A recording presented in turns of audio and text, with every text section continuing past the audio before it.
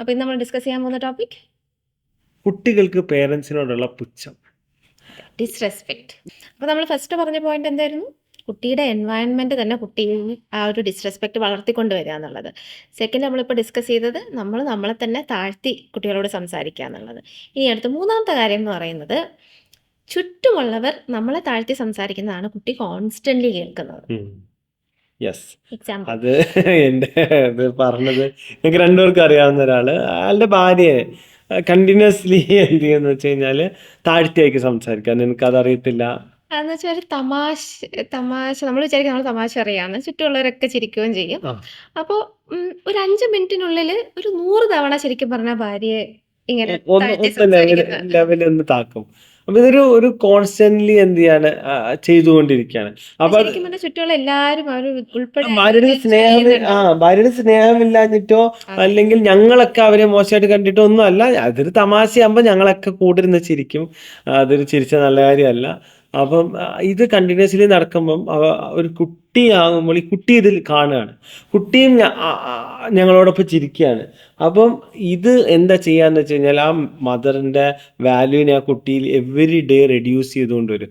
ഇനി അത് ചിലപ്പോൾ തുടങ്ങുന്നത് അത് ഒരിക്കലും തുടങ്ങുക ചിലപ്പോൾ ഒരു കുട്ടി ആകുമ്പോഴല്ല ഒരാൾ തുടങ്ങുക, അതതിനൊക്കെ മുമ്പ് തന്നെ. ഇതിപ്പോൾ ഒരു പേരൻറ്റിൻ്റെ കാര്യമാണെങ്കിൽ there are actually mothers who actually എന്ത് ചെയ്യും, മോനെയും മോളെയും അതായത് ഗ്രാൻഡ് മദേഴ്സ് മോനെയും മോളെയും എപ്പോഴും താഴ്ത്തിക്കൊണ്ടിരിക്കുക. അതായത് നീ അതൊന്നും ചെയ്താൽ ശരിയാവില്ല, നീ ഇപ്പം എന്താ ചെയ്തിട്ട് ശരിയായത്, നിനക്കതൊന്നും ചെയ്താൽ ശരി, അല്ലെങ്കിൽ നീ ഫസ്റ്റ് എനിക്കിപ്പോൾ തോന്നിയിട്ടുള്ളതെന്ന് വെച്ച് കഴിഞ്ഞാൽ നിനക്ക് കുട്ടിയെ പിടിക്കാനൊന്നും അറിയത്തില്ല മോനെ, നീ കുട്ടിയെ പിടിക്കണ്ട. കുട്ടിക്ക് അപ്പം മനസ്സിലാവാത്ത എന്തോ ഒരു ഭാഗ്യം.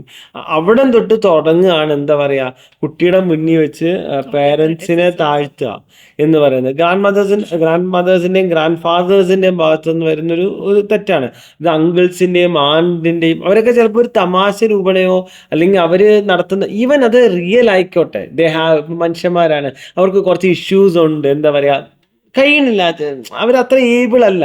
Okay, do we really want അത് അവരുടെ കുട്ടിയെ അങ്ങോട്ട് അത് പറഞ്ഞു കൊടുത്ത് അവരുടെ മുന്നിൽ വെച്ച് ഇത് പറഞ്ഞ് ഇവരെ ഒന്ന് അടിച്ചിരുത്തിയത് കൊണ്ട് എന്ത് സുഖമാണ് ഇവർക്ക് കിട്ടണമെന്ന് എനിക്ക് മനസ്സിലായിട്ടില്ല.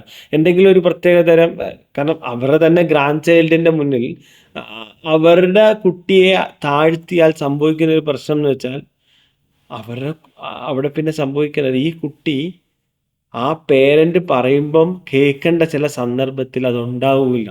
സോ അത് ലോങ് ടേമിൽ കുട്ടിയെ കൂടെ നശിപ്പിക്കുന്ന ഒരു കാര്യമാണ് അങ്ങനെ ചെയ്യുന്നവർ ചെയ്യുന്നത്. ആക്ച്വലി ഗ്രാൻഡ് പേരൻസ് പലപ്പോഴും വിചാരിക്കുക അവൻ എന്നെ അനുസരിക്കുന്നുണ്ടല്ലോ, എനിക്ക് അവൻ്റെ സ്നേഹം കിട്ടണം എന്നുള്ളൊരു ആംഗിളായിരിക്കും അവർക്ക് കൂടുതലൊരു ഫോക്കസ് വരിക. Many of the time they don't think ഇങ്ങനത്തെ ഒരു കോൺസിക്വൻസ് ഒന്നും ആലോചിക്കില്ല. പക്ഷേ ഈ വർത്തമാനം കേൾക്കണ ആ ഗ്രാൻഡ് പേരൻസ് ഉണ്ടെങ്കിൽ നിങ്ങളൊന്ന് ആലോചിക്കുക, ഒന്ന് സമാധാനമായിട്ട് ഇരുന്നിട്ട് ആലോചിക്കുക. ഗ്രാൻഡ് പേരൻസിനെ മാത്രമല്ല കേട്ടോ ഞാൻ പറയണത്, ഫാമിലിയിലെ എനി മെമ്പർ. ഓക്കെ, അപ്പം ഒന്ന് ആലോചിക്കുക. അതിപ്പം ഒരു പാർട്ട്ണർ വേറെ, ഇപ്പം ഞാൻ എൻ്റെ ഭാര്യനെ കുറച്ച് സംസാരിച്ചാലോ ഭാര്യ എന്നെ, വൈഫ്സ് ഉണ്ട് അങ്ങനെ, നിങ്ങളുടെ അച്ഛൻ ഇതൊന്നും ചെയ്യാൻ പറ്റൂല, നിങ്ങളുടെ അച്ഛൻ വീട്ടിലെ കാര്യമൊന്നും നോക്കൂല.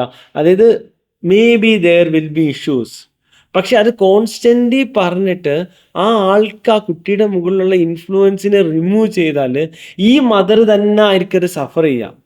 ടു ദി എൻഡ് ആ കുട്ടിയുടെ ജീവിതത്തിൽ ഏറ്റവും അവസാനം വരെയും വേണ്ടുന്ന ഒന്നാണ് പേരൻസിനോടുള്ള റെസ്പെക്റ്റും അവർ പറഞ്ഞാൽ അത് കൺസിഡർ ചെയ്യുന്നതും. അപ്പോൾ ആ ഒരു സ്വഭാവം തന്നെ നമ്മുടെ ഒരു റിയാക്ഷൻ കാരണം അവിടെ നശിച്ചു പോവുകയാണ്. അപ്പോൾ പാർട്ട്ണറിൽ നിന്നാണെങ്കിലും ചുറ്റുമുള്ള ബാക്കി ഫാമിലി മെമ്പേഴ്സിൽ നിന്നാണെങ്കിലും നമ്മൾ ശ്രദ്ധിക്കാനുള്ള കാര്യം എന്ന് വെച്ചാൽ നമ്മൾ കാരണം ഒരാളെ ഹേർട്ട് ചെയ്യുന്ന രീതിയിൽ അത് കോമൺലി അങ്ങനെ ഒരു ഡിസ്കഷൻ വരാതിരിക്കുക. ഇനി അല്ല നമുക്കൊരു കൺസ്ട്രക്റ്റീവ് ഫീഡ്ബാക്ക് കൊടുക്കണം. ഇപ്പോൾ ഒരു മദർ വിചാരിക്കുകയാണ് എൻ്റെ മോള് അവളുടെ കുട്ടീനെ ഹാൻഡിൽ ചെയ്യുന്ന രീതി ശരിയല്ല, കറക്റ്റ് ചെയ്യണം എന്നുണ്ടെങ്കിൽ ഡെഫിനറ്റ്ലി കറക്റ്റ് ചെയ്യുക. അതൊരു പ്രൈവറ്റ് ഡിസ്കഷൻ ആക്കുക. ഇപ്പോൾ പാർട്ട്നേഴ്സ് തമ്മിലാണെങ്കിലും നമ്മൾ അങ്ങോട്ടും ഇങ്ങോട്ടും കറക്റ്റ് ചെയ്യുന്നത് ഒരിക്കലും ഒരു പബ്ലിക്കായിട്ട് കുട്ടികളുടെ ഫ്രണ്ടിൽ വെച്ചോ മറ്റ് ഫാമിലി മെമ്പേഴ്സിൻ്റെ ഫ്രണ്ടിൽ വെച്ചോ ആവരുത്. ചിലപ്പോൾ നിങ്ങൾ അടുത്ത സെക്കൻഡ് അതിനെപ്പറ്റി മറക്കും, പക്ഷെ ചുറ്റുമുള്ളവർ അത് മറക്കണം എന്നില്ല. കുട്ടി മറക്കൂല, കുട്ടികൾക്ക് കട്ട മെമ്മറിയാണ് കേട്ടോ. അതായത് 4 മക്കളെ വളർത്തി എക്സ്പീരിയൻസ് ചെയ്യുന്ന ഞാൻ പറയുകയാണ്, ഇത് നിങ്ങൾ ഒരു സാധനവും മറക്കില്ല. അപ്പോൾ അവരത് ഓർത്തിരിക്കും, വളരെ ചെറുതിലുള്ള സാധനം തൊട്ട് തന്നെ അവർ ഓർത്തിരിക്കും, പ്രത്യേകിച്ച് ഇങ്ങനത്തെ കാര്യങ്ങൾ. അപ്പോൾ നിങ്ങൾ ശരിക്കും പറഞ്ഞാൽ പാർട്ട്നേഴ്സ് ആണെങ്കിൽ ശ്രദ്ധിക്കേണ്ടത് നമുക്ക് അങ്ങോട്ടും ഇങ്ങോട്ടും ഉള്ള ഒരു സ്നേഹവും റെസ്പെക്റ്റും അത് നമ്മൾ രണ്ടായിട്ട് തന്നെ കണ്ട് രണ്ടിനും ഒരു ഇമ്പോർട്ടൻസ് കൊടുത്ത് പോകണം. പലപ്പോഴും നമ്മൾ വിചാരിക്കും ഞാൻ ഇതൊരു തമാശയ്ക്ക് പറയുന്നതാണല്ലോ, എനിക്ക് അവളോട് ഭയങ്കര ഇഷ്ടമാണെന്ന് വിചാരിക്കും. അല്ലെങ്കിൽ എനിക്ക് അദ്ദേഹത്തോട് ഭയങ്കര ഇഷ്ടമാണെന്ന് വിചാരിക്കും. ആക്ച്വലി പക്ഷെ ഇഷ്ടമുണ്ട്, അതെ. ഇഷ്ടമുണ്ട്. പക്ഷെ അത് ദാറ്റ് ഇസ് നോട്ട് ഇനഫ്. ആ ലവ് എന്നുള്ള ഫാക്ടർ മാത്രമല്ല, respect is a big part of your relationship. ആരോ എപ്പോഴും ഡിഫൈൻ ചെയ്ത് കണ്ടാണ്, അതായത് ലവ് എന്ന് പറഞ്ഞു കഴിഞ്ഞാൽ love is defined as actually the proper ഒരാൾ ഡിസേർവ് ചെയ്യുന്ന അറ്റൻഷൻ കെയർ അയാൾക്ക് കൊടുക്കുന്നതാണ്. അത് സത്യമാണ്. അപ്പം പിന്നെ അതാണ് ആക്ച്വലി നമ്മുടെ ഉള്ളിൽ, എൻ്റെ ഉള്ളിൻ്റെ ഉള്ളിൽ ഭയങ്കര സ്നേഹമാണ് എന്ന് പറയും. ഇപ്പം ചില പേരൻസ് തന്നെ പണ്ടൊക്കെ ആയിരുന്നു, അതിപ്പം അങ്ങനെ ഇല്ല, കുറവാണെന്ന് തോന്നുന്നു. മക്കളെ സ്നേഹിക്കൂലേ ഇപ്പോണ്ടല്ലേ? ഇപ്പോഴും ഉണ്ട്. ഞാൻ സ്നേഹിച്ചു പോയി കഴിഞ്ഞാൽ വഷളായി പോകും എന്ന് ചിന്തിക്കുന്നവർ ഒരുപാട് പേരുണ്ട്. പക്ഷെ അവിടെ ആക്ച്വലി അവർ എൻ്റെ ഉള്ളിലാണ് ഫുൾ സ്നേഹം എന്ന് പറയുമ്പോൾ ആക്ച്വലി ആ ഉള്ളിൽ വെച്ചിരിക്കുന്ന സ്നേഹമല്ല. ലവ് ഈസ് എ വെർബാണ് അല്ലേ? Love is not a noun to be kept inside. അല്ല, ഒരു സാധനമല്ലല്ലോ നൗൺ കീപ്പ് ചെയ്ത് വെക്കാൻ. എക്സ്പ്രസ് ചെയ്യാൻ ലവ് ഈസ് എ വെർബ് അല്ലേ? You should actually love summon. അപ്പോൾ you should care and give them the proper attention. സ്നേഹിക്കുക എന്ന് പറയുന്നത് എന്താ, ഒരു ക്രിയയാണ്. You should do that. അപ്പോൾ നിങ്ങൾ പാർട്ട്നേഴ്സ് ആണെങ്കിലും മറ്റ് ഫാമിലി മെമ്പേഴ്സ് ആണെങ്കിലും ഒക്കെ അങ്ങോട്ടും ഇങ്ങോട്ടും റെസ്പെക്റ്റോട് കൂടി സംസാരിക്കാം. അടുത്ത ഫോർത്ത് പോയിന്റ് എന്ന് പറയുന്നത് നമ്മുടെ പേരൻറ്റിങ് രീതി, കുട്ടികളുമായിട്ട് നമ്മൾ പേരൻറ്റ് ചെയ്യുന്ന ആ ഒരു ശൈലി ശരിയല്ലെങ്കിൽ കുട്ടികളിൽ നിന്ന് ഡിസ്റെസ്പെക്റ്റ് വരും. എങ്ങനെയാണെന്ന് വെച്ചാൽ ഫസ്റ്റ് എന്ന് പറയുന്നത് ഭയങ്കര ഓവർ പെർമിസീവ് പേരൻ്റ് ആവാം.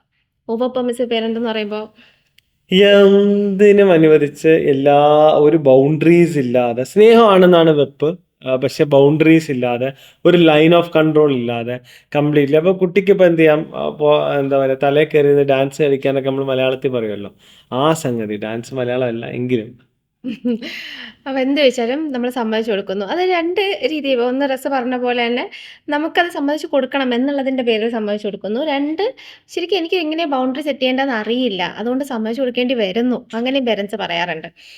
ഇപ്പം ഞാൻ ഇവിടെ ഒരു നോ പറഞ്ഞു കഴിഞ്ഞാൽ അവന് സങ്കടമാവൂലേ, അല്ലെങ്കിൽ അവൻ വയലൻ്റ് ആവുമോ എന്ന് പേടിച്ച്. അത് മാത്രമല്ല, ദേ മേ ബി എക്സ്പീരിയൻസിങ് ഭയങ്കര ഓവർ സ്ട്രിക്റ്റ് ആയിട്ടുള്ള പേരൻസിൻ്റെ കുട്ടികൾ അവരിൽ നിന്ന് പിന്നെ ഭയങ്കരമായിട്ട് അകന്നു പോകുന്നത് കണ്ടിട്ട് അവരതിൻ്റെ നേരെ ഓപ്പോസിറ്റ് ചെയ്യാം എന്ന് തീരുമാനിച്ചിട്ട് ചെയ്യണതാണ് ആക്ച്വലി. പക്ഷെ അത് ഞാൻ പറഞ്ഞില്ലേ, നമ്മളാരും മുമ്പ് ഈ കുട്ടിയെ വളർത്താൻ പഠിച്ചിട്ടില്ലാത്തതുകൊണ്ട് തന്നെ ഇത് റൈറ്റ്ലി ബാലൻസ് ചെയ്യാൻ പലപ്പോഴും മറന്നു പോവാണ്. അപ്പോഴാണ് നമ്മൾ എന്ത് ചെയ്യുക, ചെന്നിട്ട് വി ഓവർ ഡു. ഇപ്പോൾ ദേഷ്യമാണെങ്കിൽ അങ്ങനെ മറ്റേ അറ്റിൽ, സ്നേഹമാണെങ്കിൽ ഭയങ്കര ഇങ്ങേ എൻഡിൽ. ഇതിനൊരു റൈറ്റ് ബാലൻസ് ആണ് കൊണ്ടുവരേണ്ടത്. അതെ. അപ്പോൾ ഓവർ പെർമിസിവ്, ഇപ്പോൾ സ്ക്രീൻ ടൈം ആണെങ്കിലും എന്താണെങ്കിലും നമ്മളങ്ങനെ എല്ലാം കുട്ടി ചോദിക്കുന്നത് അങ്ങനെ എഗ്രി ചെയ്ത് പോവുകയാണെന്നുണ്ടെങ്കിൽ ഇതുപോലെ നമ്മുടെ ഒരു വില അവിടെ ഇല്ലാണ്ടാകുകയാണ്. നമ്മൾ റെസ്പെക്റ്റ് കുട്ടിയെ പതുക്കെ തന്നെ ഡിസ്റെസ്പെക്ട്ഫുൾ ലാംഗ്വേജ് നമ്മുടെ അടുത്ത് തുടങ്ങും. പിന്നെ അതുപോലെ തന്നെ പേരൻറ്റിങ് സ്റ്റൈലിനടുത്ത് ശ്രദ്ധിക്കാനുള്ളത്, നമ്മൾ കുട്ടിയുടെ ലൈഫിൽ തന്നെ നമ്മൾ ആബ്സെൻ്റ് ആവുന്ന ഒരു പേരൻ്റ് ആണോ, നമ്മളൊരു നിഗ്ലെക്റ്റ്ഫുൾ പേരൻ്റ് ആണോ എന്നുള്ളതാണ്. അതായത് ചിലപ്പോൾ നമ്മൾ വർക്കിൽ തിരക്കായിരിക്കും, കുട്ടികളുമായിട്ട് അവൈലബിൾ ആവുന്ന സമയം വളരെ കുറവായിരിക്കും. നമ്മൾ അവൈലബിൾ ആയാലും നമ്മുടെ അറ്റൻഷൻ അവർക്ക് കൊടുക്കണമെന്നില്ല. നമ്മൾ മൊബൈലിലായിരിക്കും, നമ്മൾ വേറെ ചിന്തയിലായിരിക്കും. 24/7 വീട്ടിൽ തന്നെ ഉള്ള ഒരു പേരന്റിന് സംഭവിക്കുന്നതാണ് ഇതെന്ന് പറയുന്നത്. അതായത് നമ്മൾ അവർക്ക് കൊടുക്കേണ്ട അറ്റൻഷൻ നമ്മൾ കൊടുത്തില്ലെങ്കിൽ, നമ്മളുടെ നമ്മളുടെ ഒരു എന്താ പറയുക, കൺട്രോളിലേക്ക്, അല്ലെങ്കിൽ നമ്മളുടെ ഒരു ഇൻഫ്ലുവൻസിലേക്ക്, ഒരു സർക്കിൾ ഓഫ് ഇൻഫ്ലുവൻസിലേക്ക് നമ്മുടെ കുട്ടികൾ വന്നില്ലെങ്കിൽ, നമ്മൾ അവരുടെ ലൈഫിൽ ആബ്സെൻ്റ് ആണെങ്കിൽ അവർ നമ്മളുടെ കൺസേണിൽ എത്തിപ്പോവും. അതായത് നമുക്ക് അവരെ പറ്റി ഭയങ്കര കൺസേൺ ആണ്, പക്ഷെ നമ്മൾ ഒന്ന് പറഞ്ഞാൽ പോലും അവർ കേൾക്കൂല. അല്ലെങ്കിൽ ദേ ഡോണ്ട് ആക്ച്വലി, പറഞ്ഞല്ലോ, ഈ ഒരു പുച്ഛം എന്ന് പറയുന്ന ഒരു ഭാവം, ഇപ്പോൾ പുച്ഛം എന്ന് പറയുന്ന ഒരു സ്റ്റേറ്റ് ഒരു ഭയങ്കര ഒരു എൻഡിലെത്തുന്നതായിരിക്കും. പക്ഷെ അതിൻ്റെ ഇൻ ബിറ്റ്വീനുള്ള ഒരുപാട് ഈ ഫ്ലേവേഴ്സിലൂടെ, ഷെയ്ഡ്സിലൂടെ നിങ്ങൾ പാസ് ചെയ്യും. ചിലപ്പോൾ അതിൻ്റെ ഒരു തുടക്കം എന്ന് വെച്ചാൽ നമ്മൾ പറയുന്നത് കേൾക്കാതെ മൾട്ടിപ്പിൾ ടൈംസ് നമ്മൾ റിപ്പീറ്റഡ്ലി ഒരു കാര്യം പറയേണ്ടി വരുന്നതാവാം. അപ്പോൾ അങ്ങനെ തുടങ്ങി ഇപ്പോൾ റസ് പറഞ്ഞ പോലെ ആ ഷെയ്ഡ്സ് ഇതിലേക്ക് എത്തുന്നു. അപ്പോൾ അവിടെ നമ്മൾ നിഗ്ലെക്റ്റ്ഫുൾ ആണോ നമ്മുടെ കുട്ടികളുടെ കാര്യത്തിൽ, are we really present in their life എന്നുള്ളത്. ഇപ്പോൾ നമ്മൾ വർക്ക് കഴിഞ്ഞിട്ട് ഇപ്പോൾ വീട്ടിലെത്തുമ്പോൾ ചിലപ്പോൾ കുട്ടികളുമായിട്ടുള്ള ഇൻട്രാക്ഷൻ വെച്ചാൽ വളരെ കുറച്ച് സമയമായിരിക്കും. അപ്പോൾ അങ്ങനെയുള്ള പേരൻസിന് മെജോറിറ്റി ടൈം പറ്റുന്നതെന്ന് പറഞ്ഞാൽ നമ്മൾ കുട്ടികളുമായിട്ടുള്ള സമയം പലപ്പോഴും നമ്മളൊരു ക്ലോക്കായിട്ടാണ് അവരുടെ ലൈഫിൽ വർക്ക് ചെയ്യുന്നത്.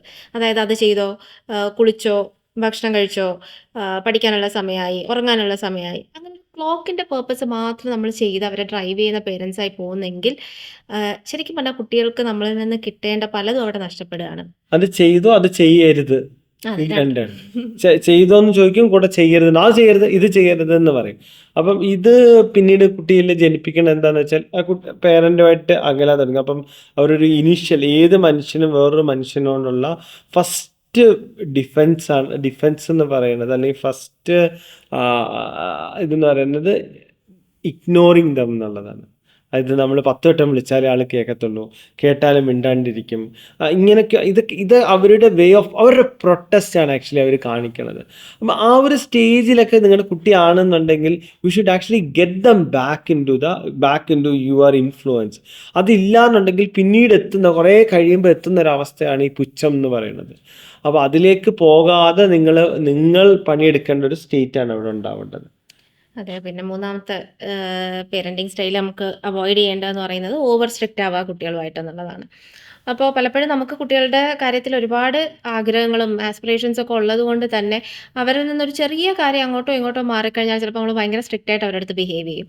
ഇനി എന്താണെങ്കിലും ഇപ്പോൾ അവർ ചെയ്യുന്ന തെറ്റിൻ്റെ ഇൻറ്റൻസിറ്റി കുറവാണെങ്കിലും കൂടുതലാണെങ്കിലും ഒക്കെ നമ്മൾ അവരുടെ നമ്മൾ അവരെ കറക്റ്റ് ചെയ്യേണ്ട രീതി that has to be balanced.